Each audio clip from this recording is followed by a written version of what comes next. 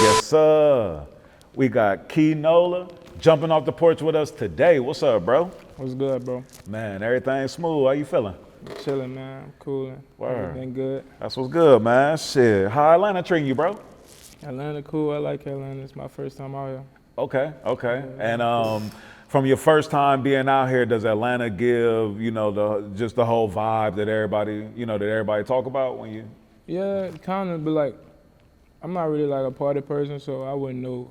I wouldn't know about it on that side, but like, just the studios and shit that I've been to, niggas real cool and shit. So. Yeah, I can dig it, man. And on the creative side of things, like how has that been? Moving around in the studios, you know what I'm saying? Like interacting with other artists, producers, things like that. It's been cool. Last night I went to a studio. They had this kid in there that knew me, so I was teaching him a little stuff, like tips, giving them tips. Fix this, fix that. Yeah. Yeah. Word. Now that's what's up, man. And how does that feel, bro? With going to a place for the first time, and you being an artist that's still building, still on the rise, but then people already knowing you and recognizing you. It's a crazy feeling because I remember being in the same position, like just trying to get help, and it's like a blessing for me to just help somebody. Yeah. I love helping people. Yeah. Word. Now I can dig it, man. And you coming to us from New Orleans. Yeah, Word. 7th Ward. 7th Ward? Yeah. All right, so what can you tell us about the 7th Ward, bro? What was it like? What was your come up like, in a... Dangerous. Dangerous. Yeah. It's like, it's like you just gotta know where to be at the right time. So I really never went outside like that, but I knew a lot of people that fucked off into a lot of shit. Yeah. And in a city like New Orleans, it's easy to become a product of your environment. Yeah, for real. A lot of my friends, like childhood friends, locked up. And with New Orleans, it's so rich in culture. I like to ask people from New Orleans, like, what's your favorite part about being from New Orleans? That's a good question. Probably like just the culture, for real. It's like it's a lot of love in New Orleans. It's a lot of love. Like the only thing I really don't like is the envy, but it's still a lot of love, for real. Yeah. I ain't gonna lie. It's a lot of love. They support who they want to support, though. Yeah, nah, for sure. And New Orleans has such a deep-rooted, musical history, not just within hip hop though.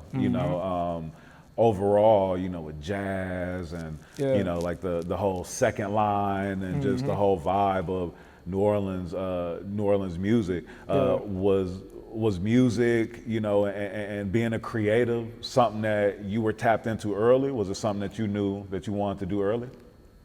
Nah, I ain't gonna lie. I thought I was gonna be in the NFL right now. Word. I ain't gonna lie, but mom's always seen it in me though. Yeah. She always seen this shit. But I'm thinking I'm going to the NFL. I ain't gonna lie. Yeah.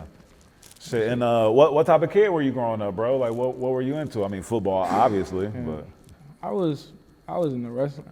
I'm like big ass wrestling fan. Yeah. But I was a good kid growing up. I never got in trouble and shit. I ain't gonna say I always made good grades. I never really gave a fuck about school. I ain't gonna lie. But I just used to do enough to like get by type shit. Yeah. And it seemed like a lot of times though, when people like don't care about school, it's usually because like you bored in there, like you know what I mean? Like was it one of those things? Yeah, I hated going to school. I ain't gonna lie. I still hate them people at that school. I ain't gonna lie. But my coaches and shit, I fuck with my coaches, man. But the people I was in the class with, I hate all of them, bro. Yeah. All of them like the same. And football, playing football, what position did you play? I played defensive end and outside linebacker. Oh, okay.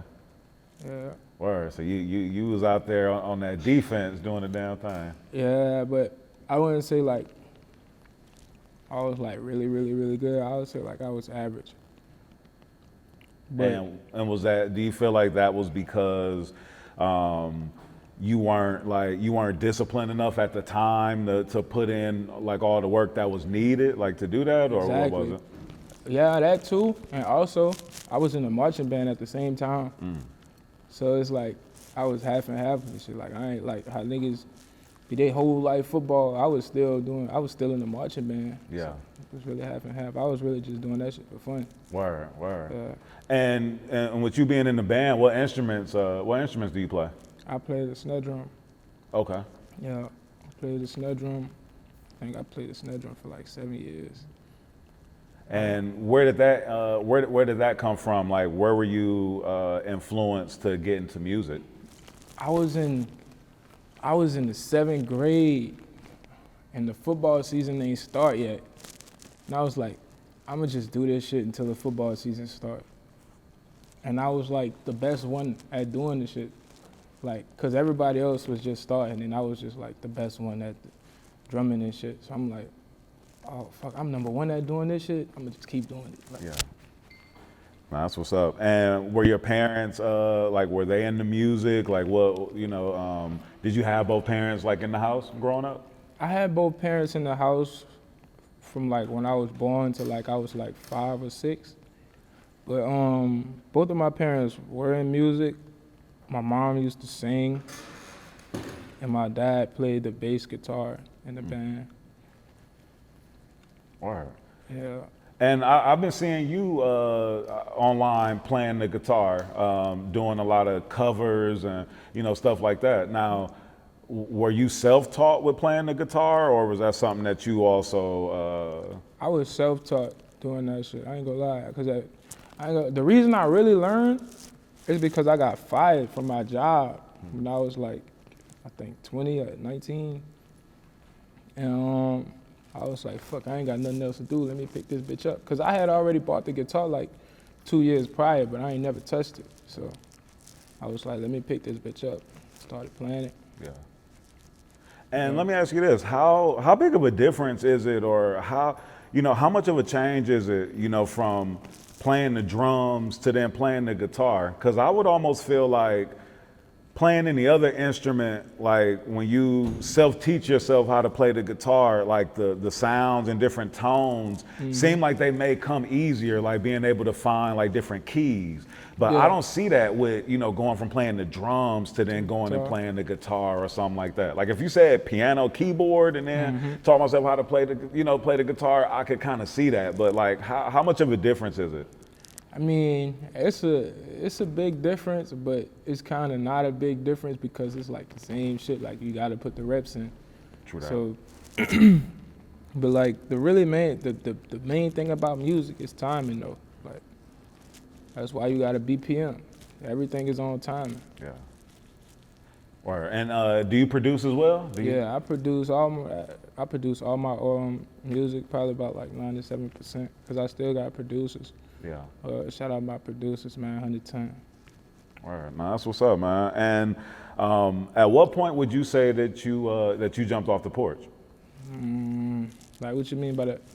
So jumping off the porch is basically like a point in your life where you found your independence. So when so it doesn't just have to be on the street level, or like when you start, getting into, getting into trouble or getting, doing stuff like that. It could just seriously be on the tip of like, when did you discover your independence and kind of step outside of your parents, and start, making moves and making decisions on your own?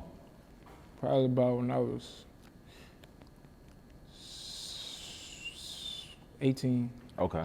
Yeah, 18. And what were some of those? What were those steps that you were taking into, developing yourself and finding who you were? I started making my own money. So it's like, growing up, we ain't never really had a lot. So I used to ask my mom for shit. Most times she said no, but if she could do it, she'll always do it. So when I made my own money, I was just splurging on shit. Like she telling me, save your money. I'm splurging. I ain't never had these. I'm about to buy these. Yeah. Like, yeah. And growing up, a lot of us, like didn't even know like that we may have been, living a humble lifestyle, what I mean, at a certain age, just because, some certain things just aren't as important to us as others, or like you said, like, moms and pops made sure that you know, had certain things that you wanted. Yeah. And at what point did you start taking music seriously? When did you really start, you know, tapping into your creative side and start recording, you know, music on your own and all that? When I hated going to work, bro, for real. Some days I'm like, man, I don't want to do this shit, like. But I still did it, cause that shit really, from doing that shit, I bought my studio setup. Yeah. Like, real shit in like less than like 2 months of me working. I saved up my money and bought that shit. That shit changed my life. What was your first job? My first job was like, after my senior year, I had a job at Smoothie King. Yeah. I think I was there for like 2 weeks. And then I went to Cane's, Raising Cane's. I think I was there for like 2 weeks too. But then I flew out to Minnesota to go play football in college. And then I came back home, I dropped out. Then I worked at Walmart for like a year or two. And they fired me. And then last year I went back and I was there for like 2 weeks and they fired me. And I was like, yeah, I can't do the jobs.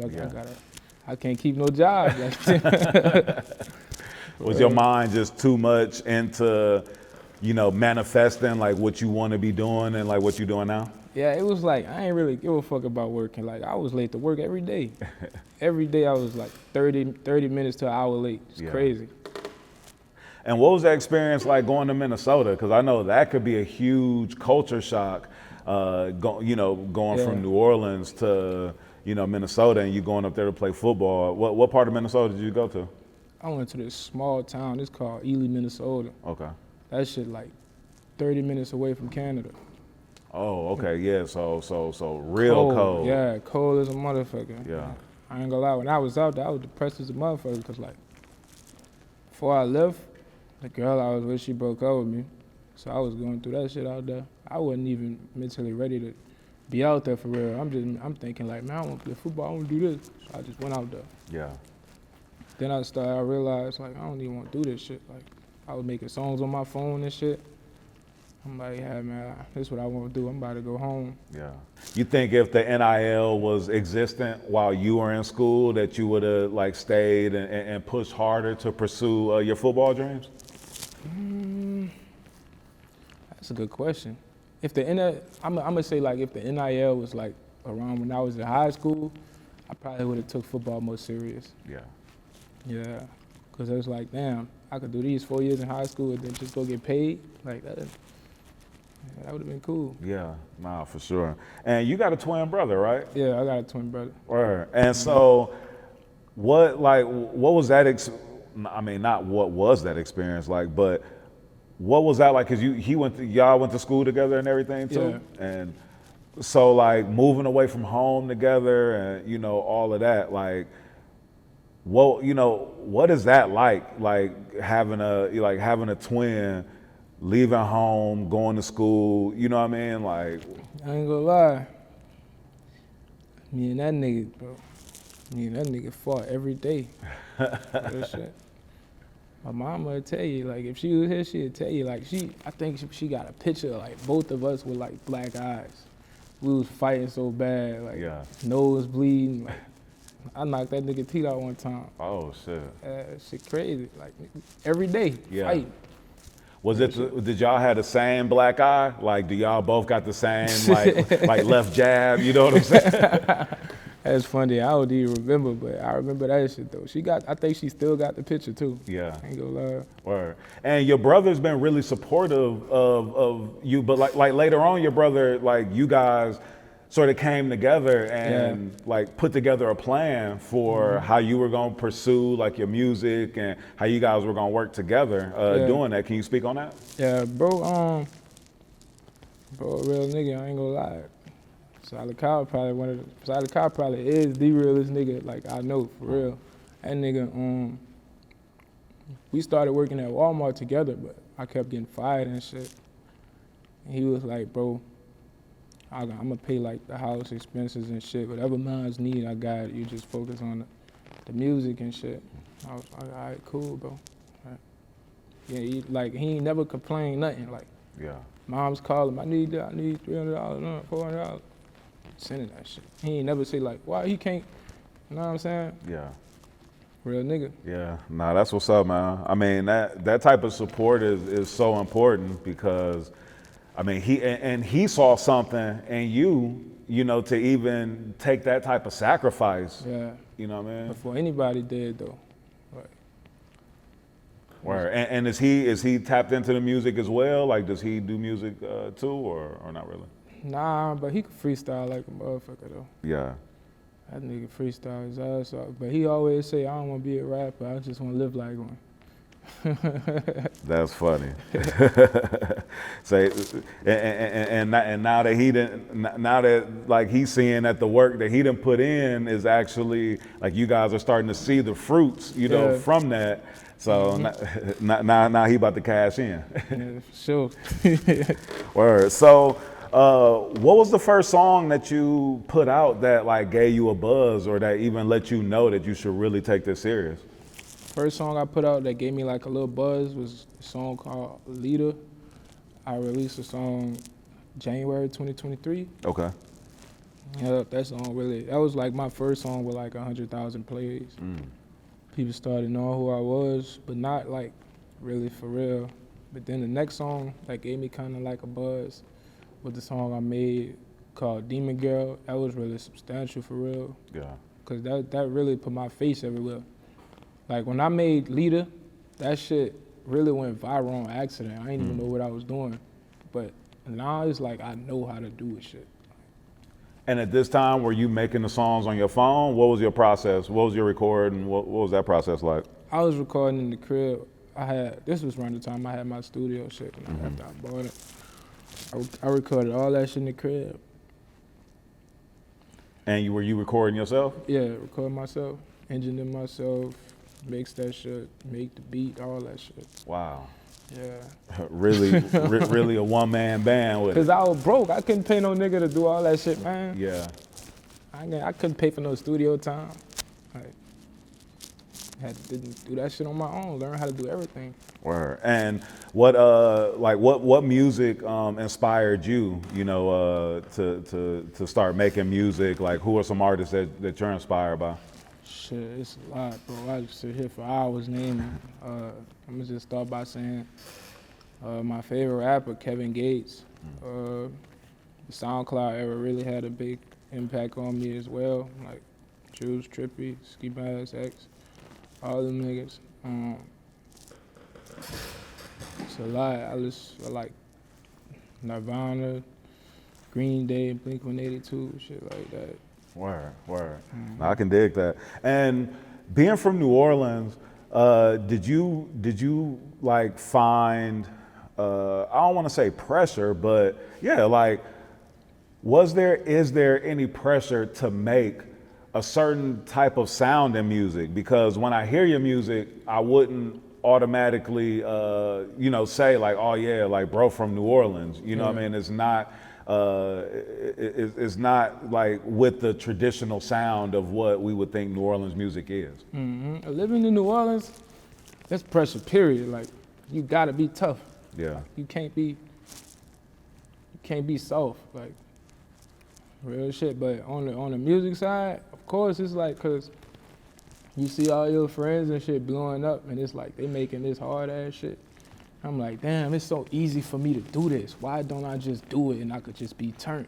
Yeah. So, but I never went down that lane though. I always stayed true to myself. Okay. Word. Yeah, I was gonna ask if like any of your early music or when you was first starting, like was it anywhere within like some of the traditional sounds or using the Trigger Man beat or any of that type of stuff? Nah, I really always stayed like true to myself, because if you put out some shit in the world and you lying to yourself, that shit, they gonna see that shit like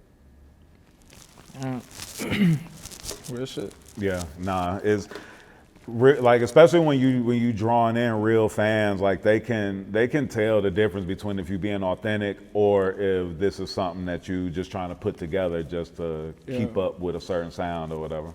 Yeah, facts. Yeah. So last year you dropped the project It's Not You, It's Me. And that project you know, I dropped that this January. Yeah. was that this January? Yeah. Or, oh, okay. This January. Okay. Yeah. Word. Now that project, the artwork really dope. Like the artistic direction with the artwork was really dope. But then like you were being really personal on the project, and I mean, shit, I could, you know, it sounded like you went through like some heartbreak. Yeah. Yeah. It's like every girl I done talked to did some fuck shit. Real shit. It's to the point where like I just be going through the motions for real. Like I'm already expecting this shit. Yeah. And I love my girl, for real. I love my girl, but it's like I just be expecting that shit. Yeah. So is the title almost like a sarcastic? It's like that's what they always say type shit. Right. Yeah. Like it's not you, it's me. Yeah. Exactly. Nah, for real. And then so your song Party Girl, like that song been going crazy since you dropped it. Man, it's crazy, bro. Shit, I remember recording that shit, bro. I think it was like 4 in the morning. I had already recorded like 4 or 5 songs that night. I'm like, fuck, I'm gonna get up and do another one. Made the beat and shit. I recorded it. And I'm like, bro, I don't even like this shit. And then, I think a couple months later, my album was supposed to be 11 songs. I was just gonna do 11 songs. And I was like, fuck, I need to put one more song on here to just make it 12. See what I'm saying? Because it's an even number. So it ended up being that song. And that shit really went crazy, bro. Yeah. Crazy, bro. Like, Did you know that? Well, I know you said that you didn't like it at first. What gave you the feel, or like what inspired you to want to put it on the project? Like, was it your people around you telling you that it was a hit, or what? Nah. Had you previewed it online or something, or what? Nah, I put it on there just like, I don't even know why I put it on there because I ain't like it. Huh. I couldn't even tell you why I put it on there. Like, but then after I put it on the track list and shit, I submitted it. I previewed that song in specific. Like, and that shit went viral. I think that shit did like 100K. Yeah. I was like, oh yeah, I think this is the one. So I just kept previewing. I've been previewing that song since December. Yeah. And that shit ain't dropped till January 3rd. And that shit is still like moving. Like, it's crazy. Yeah, because from you dropping those previews, like especially like on TikTok, I was seeing when you were previewing the song and people were going crazy about it. I mean, and then like you had like a bunch of people doing reactions to the song and you know all that. I've been seeing like a bunch of like big streamers and all that like doing reactions to the song. What was that feeling like? Getting that type of reaction from a song that you almost didn't even put out. It's crazy, cause that shit really got me signed. Like, yeah, that shit crazy. But I don't even know. It's like I be scrolling on social media, I see myself. Shit crazy. Yeah, nah, for real. And so then you can't stay away from, you know, the Juice WRLD comparisons. Yeah. Since you dropped the song, you know, there was a huge influx of comments and people talking about it. And, you know, some people loving it and saying, oh my God, this is like the next coming of Juice WRLD. And then, you know, and then some people hating it. But then I saw that you actually, like, you didn't shy away from it. Like, you even, you know, have gone, I would say, like, face forward with it on the tip of saying, like, yo, don't compare me to bro. I'm not the next Juice WRLD. I'm not a Juice WRLD clone. I'm the next Kee Nola. For sure. I mean, people gonna always try to, like, build controversy. So it's like, even any new artist, they gonna try to compare them. It's just like, I ain't really tripping off comparisons. It's just, motherfuckers really be thinking like I'm just imitating, bro. Yeah. It's crazy. Shit crazy. And it seemed like after a while, you, instead of taking a negative approach to the comparisons, you even started trolling yourself with it. Yeah, I dropped a song on SoundCloud. It's called All Haters Are the Same. And you know, Juice WRLD had all girls are the same. Right. So I got a death threat behind that shit. Oh shit. That's crazy. Real shit. That's crazy. And what are your thoughts when, you know, people are comparing you to Juice WRLD the way that they are? And, you know, because as you develop as an artist and are, you know, looking to, you know, have your own identity, like, what are your thoughts with that? I ain't gonna lie, the comparisons it's kind of cool. Cause like when I was in high school and shit, I really looked up to bro. Like, real shit, I looked up to dude. And so I ain't really tripping too much off the comparisons. It's just like hating me because of this shit. Yeah. I'm doing this shit for y'all. I'm trying to fill a void. Yeah. Like we all missing this shit. Yeah, nah, for real. And it's not even like I'm doing it like on no, I'm trying to be him type shit. I never try to replace nobody, like especially Juice. Like it's just not replaceable. Right. Like, he was too talented. So I'm just doing this shit because I miss the sound. Nah, I can dig that. I saw some people saying that, like, yo, if Juice WRLD was alive, like, he would love bro. He would be celebrating bro, would be, you know what I mean? Then I saw, like, you doing, like, the different posts on your TikTok where you playing the guitar and you know, you were covering some Juice WRLD songs, you were covering some Nirvana songs, you know, things like that. Do you feel like, I mean, because like even some people in the comments were kind of saying you were trolling and doing those types of posts, you know, like what are your thoughts on that? I had to do that. Like if I ain't do that, I wouldn't be here right now. Like you gotta do something that's out of the ordinary. Like you can't, how can I put this, bro? Like you gotta go viral. Yeah. You can't just, it's very rare for artists to just get on the social media and just preview their song and that shit go viral. Like, that shit is fake. That shit's so fake. Yeah. People gotta like you for you first before they like the music. Yeah. Nah, that's real. That's real. And what do you want people to take away from your music when they do, you know, listen to you, when they do listen to your project? Really, take what you want from it, for real. Like, I'm gonna lie, take what you want from it. Hopefully you like it though, hopefully you like it. But if you hate it, I ain't tripping. And then your fans have been, you know, growing like crazy online and the support's been really heavy. Like I've seen at least like 10, 15 like different fan pages, like on TikTok and on Instagram. I've been seeing like all these different fan pages and even seeing, you know, these fans posting and defending you heavily. Yeah. You know what I mean? How does that feel with, you know, even with all the hate that you may be receiving, to then see that there's so much love and so many people that's embracing what you're doing? Yeah, that shit, I ain't gonna lie, that's a good feeling. It's a blessing, I ain't gonna lie. Cause sometimes when I be reading the hate comments, man, it be burning me up inside. I be wanting to respond to that shit so bad, bro. Yeah. But it's like, nah, I can't do that shit. I got, you know, I got an image, I'm a brand, like I can't be crashing out on the internet. Right, right. Yeah. And they say that, you know something's a hit, you know something's a smash when there's just as much hate or you know what I mean? The hate is heavy just as much as the love. So it's like you need the haters, you need, you know, that type of energy to fuel the people that's bringing the love. For sure, that's true. I mean, life is all about balance. Like, you can't have too much of nothing. Yeah, nah, that's real. And then your other song has been going up, what's it called? Sad as fuck? Yeah, Sad as fuck. Yeah.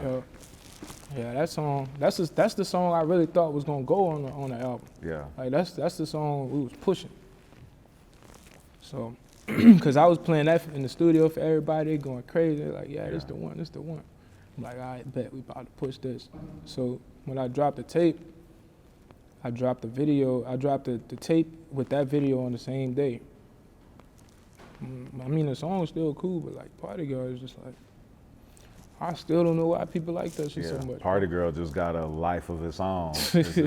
And it's crazy too how you can push a song, how you can choose a song to be, all right, this is gonna be my lead single, this is gonna be the one. But then it's really up to the people. Real shit.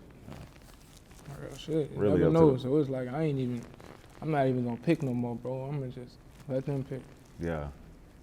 And so you said Party Girl was the song that got you signed. Yeah. And so you signed New World distribution through Eurovision. Yeah. Word. Yeah. And how's that come about? Like how'd you link up with New World? They've been doing a lot of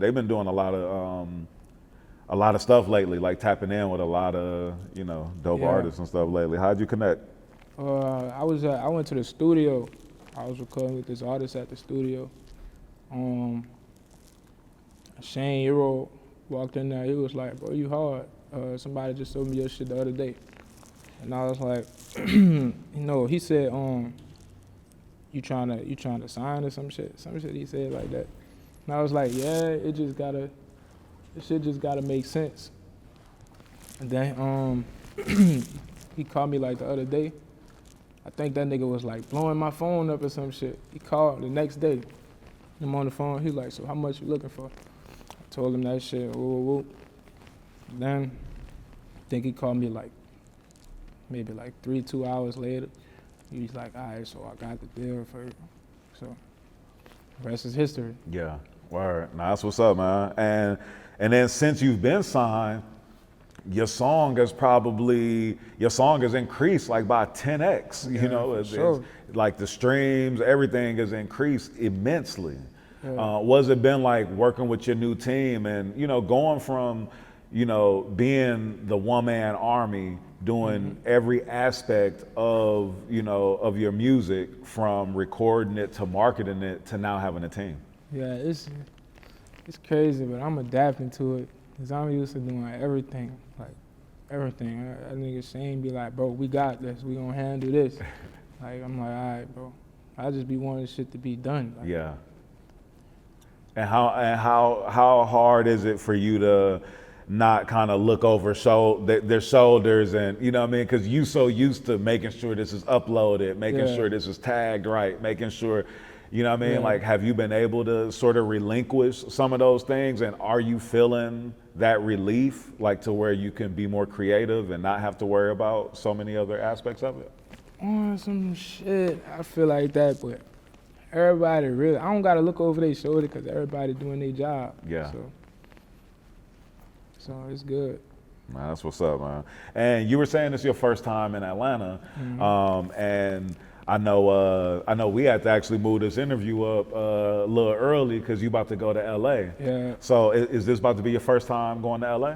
Yeah. Word. First time going to LA. I always wanted to go to LA though. Yeah. So I'm excited. Nah, that's what's up, man. What are you most excited about with going to LA? Really, the houses. I always wanted to just see a house in LA because they different for real. Yeah. So I'm gonna go to the hills, shopping and shit. You know what I'm saying? Shit niggas rap about. I mean, rap influence is like crazy. Like Absolutely. it's crazy. And as a kid, I just was taking all that shit in. Yeah. Nah, for sure. And how does it feel, for the craft that you've been working so hard at, and what you love to do, music, that taking you to these different places that you've never been to before? I ain't gonna lie, that shit make me wanna cry for real, bro. I pray for this shit though. Yeah. I ain't gonna lie, bro. I've been through so much shit. It's finally like I get a chance to just show everybody what I've been like. Yeah. I've been this shit, but motherfuckers been counting me out. Nah, man. And for I said earlier, like the fruits of the labor, like you work so hard at something and you had these goals, you're manifesting all of these things and they're happening. Now is that time, you know, where you can't let up. You know, you've got to work even harder than you were working, or work just as hard, and I would say even more, you know, like turn it up even another notch. Facts. You know what I mean? Because now is really that time where you can, you know, start building more and start reaching to your goals, you know, even more. This is not that time to sit back and be like, all right, I made it, like I'm here, you know. Nah, no cap, bro. Cause you say that, cause like I'm probably like the hardest worker, but Will Hoops. Oh yeah. And he worked 10 times harder, bro. Yeah, man. Shout out to Will. That dude don't sleep. Don't. He worked 10 times harder, so it make me feel like I gotta up my game. Yeah, nah, for sure. And when you know, when you have execs and when you have people in your corner that believe in you so much, but then they work so hard, you know, like I always tell people, like, you know, you look at LeBron, like how hard he works, you know, he's considered the best in the world to a lot of people, but then he still is working harder than everybody, which if you on that team, if you on the winning team and the star player is working harder than everybody, you gotta work hard, you know, you gotta put in that work. For real, like, I said, man, I done probably sat down and recorded like 5 songs in like 2 hours, bro. I bring my studio set up with me everywhere I go. Got my shit out here. I went to the studio. I did 4 hours in the studio. Yeah. I recorded 5 songs in there. I came home. I recorded like 3 more. Like real shit. That's what's up, man. And what are some things that you want to manifest for yourself? What are some things that you're hoping to, you know, gain throughout your career? I ain't gonna lie. Cole Bennett, I'm hunting you down, bro. Real shit. I'm manifesting that shit, bro. Yeah, got to get that lyrical lemonade visual, that Cole Bennett visual. I need that, bro.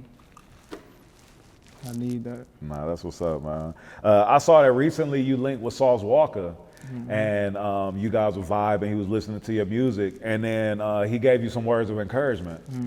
Can you speak to that? Yeah, I met bro at the studio.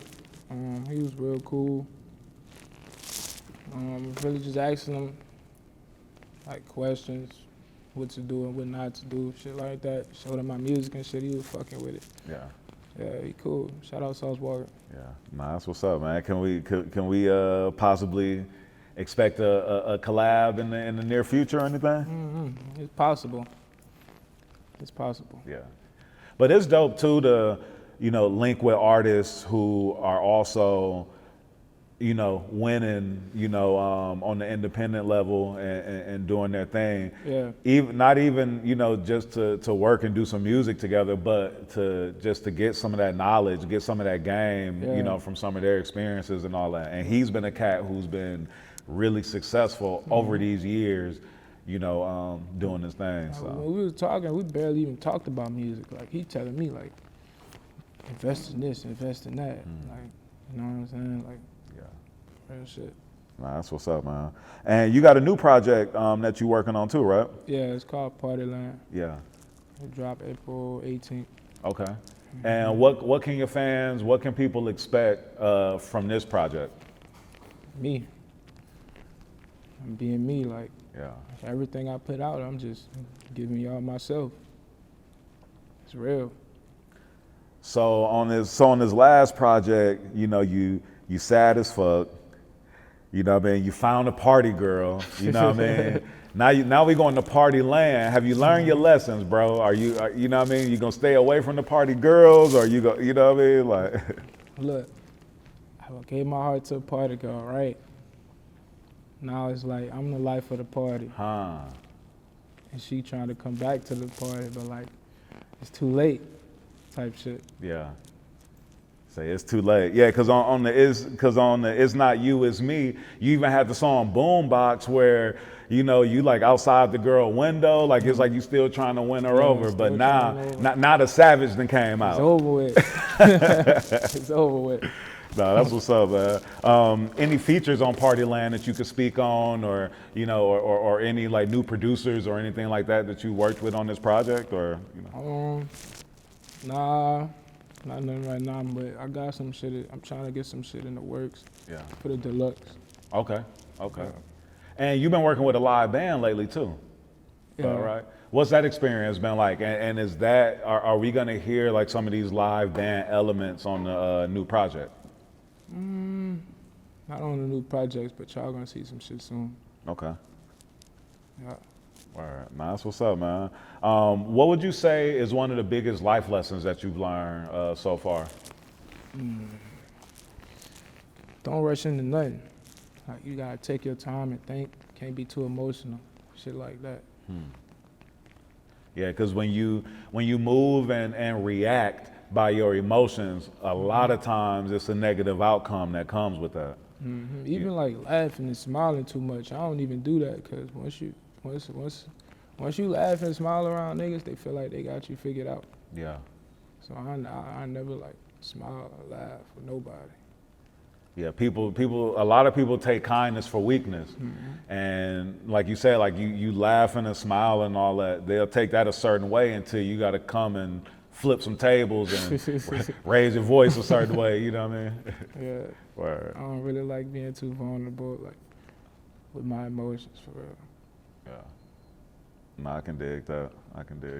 You say in person you're not that way, but in your music and your art, expressing yourself, that's your place to be able to be that way.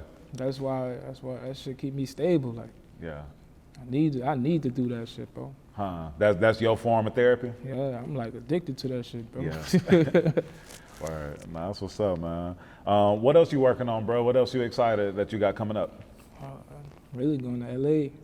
I got a show in Chicago. Okay, excited yeah, for I saw that. Yeah.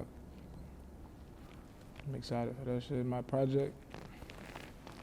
Nah, that's what's up, man.